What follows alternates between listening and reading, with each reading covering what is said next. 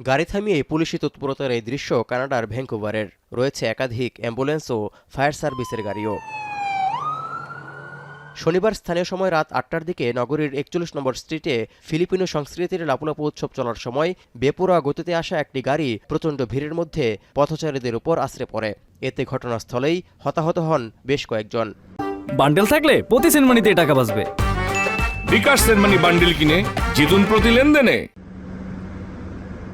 কানাডার ফেডারেল নির্বাচনের মাত্র একদিন আগে প্রচারণার শেষ দিনে এমন ঘটনায় হতবাক কানাডাবাসী। এটি উদ্দেশ্য প্রণোদিত কিনা তা খতিয়ে দেখছে পুলিশ। ভয়াবহ ওই দুর্ঘটনার পর আতঙ্ক ছড়িয়ে পড়েছে গোটা এলাকায়। এই ঘটনায় এরই মধ্যে ৩০ বছর বয়সী সন্দেহভাজন এক গাড়ি চালককে আটক করার কথা নিশ্চিত করেছে ভ্যাঙ্কুভার পুলিশ। এমনকি তদন্তের স্বার্থে কারো কাছে কোনো তথ্য থাকলে জরুরি নম্বরে যোগাযোগ করার আহ্বানও জানানো হয়। That male was taken into custody at the scene by the crowd.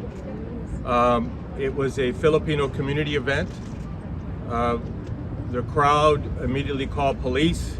We then took custody of the subject, and he is now in our custody being held. লাপুলাপু উৎসবে ঘটে যাওয়া এই ঘটনাকে ভয়াবহ ও ধ্বংসাত্মক বলে উল্লেখ করেছেন কানাডার লিবারেল পার্টির নেতা ও প্রধানমন্ত্রী মার্ক কার্নি।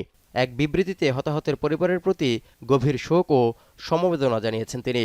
এমনকি পরিস্থিতি নিবিড়ভাবে পর্যবেক্ষণ ও তদন্তের আশ্বাসও দিয়েছেন কানাডার প্রধানমন্ত্রী। এই ঘটনায় শোক জানিয়েছেন বিরোধী দল কনজারভেটিভ দলের নেতা পিয়েরে পলিয়েভ সহ অন্যান্য রাজনৈতিক দলের নেতারাও। লাপুলাপু ডে ব্লক পার্টি একটি স্ট্রিট ফেস্টিভ্যাল। ২০২৩ সাল থেকে কানাডার ব্রিটিশ কলম্বিয়া প্রদেশে প্রতি বছর ২৭ এপ্রিল দিনটি লাপুলাপু ডে হিসেবে উদযাপিত হয়ে আসছে। তৌহিদুর রহমান, এখন বিশ্ব।